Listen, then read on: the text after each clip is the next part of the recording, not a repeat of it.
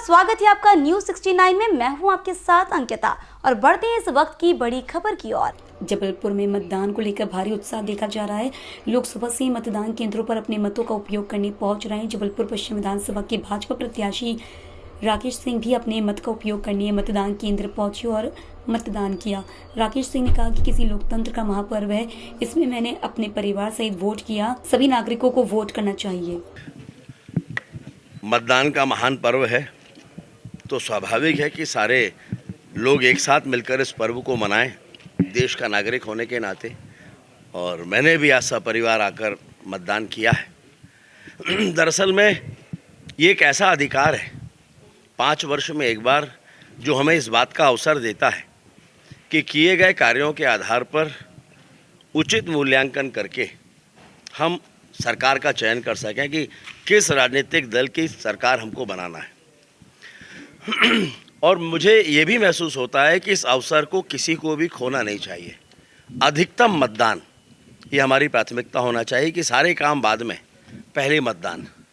और जनता जितना ज़्यादा से ज़्यादा अधिक मतदान करेगी उतना ही अधिक स्पष्टता के साथ सरकारों के चयन में जनता की भागीदारी बढ़ेगी।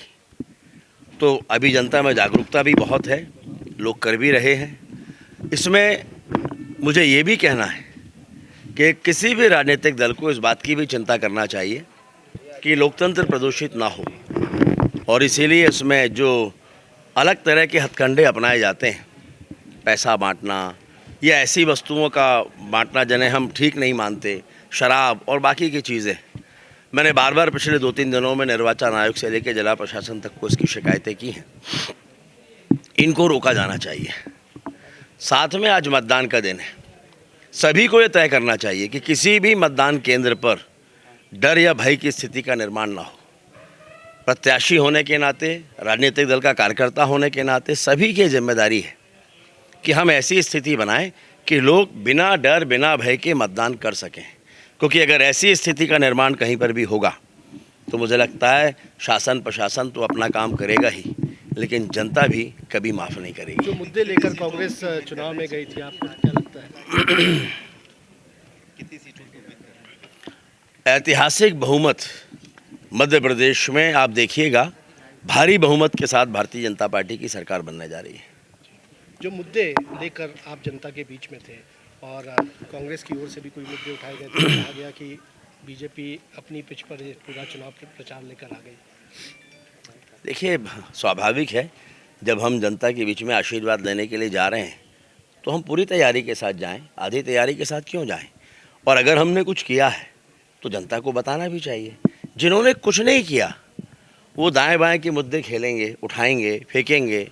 लेकिन अगर किसी ने कुछ किया है, हमने कुछ किया है, तो हम जनता के सामने रखेंगे और उसके आधार पर जनता से आशीर्वाद मांगेंगे, उनका वोट मांगेंगे।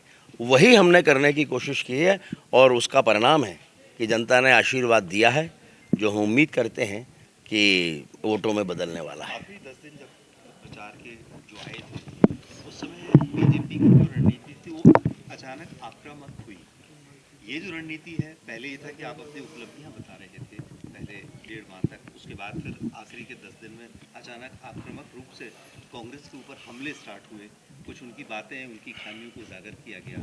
ये जो रणनीति अपनाई गई, देखिए, जब आप सीटों को टारगेट करके अपनाई गई थी या एक मध्य प्रदेश के बाद छत्तीसगढ़ और फिर साथ में राजस्थान, इन सब के लिए एक तय रणनीति मानी? जब चुनाव होता है, मतदान होता है तो स्वाभाविक है कि सभी तरह की बातें आती हैं। तब तक जब तक कि कोई सामने वाला इस तरह के हमले नहीं करता, भारतीय जनता पार्टी भी अपनी तरफ से कोशिश करती है कि ऐसा ना हो। लेकिन अगर किसी के कार्यशैली से, किसी के आचरण से समाज में, जनता में गलत संदेश जा रहा है, जाता है, तो उस बात को सबके सामने आना ही चाहिए। और इसलिए भारतीय जनता पार्टी ने अपनी तरफ से वही विषय जनता के सामने रखे हैं जिनका जनता से संबंध है और जिसके आधार पर जनता को निर्णय लेना चाहिए। कमलनाथ कह रहे हैं कि सत्ता में तो कांग्रेस ही आ रही है, क्या कहेंगे? मुंगेरी लाल के हसीन सपने और कुछ दिन देख लें। जबलपुर जिले में महाकौशल में कितनी सीटें लेंगे? मैंने कहा ना, अधिकतम। हम जहां आज खड़े हैं उससे बहुत ज़्यादा। धन्यवाद, आप सभी को धन्यवाद। इस खबर पर आपकी क्या है राय, हमें कमेंट सेक्शन में जरूर बताएं। तब तक के लिए धन्यवाद।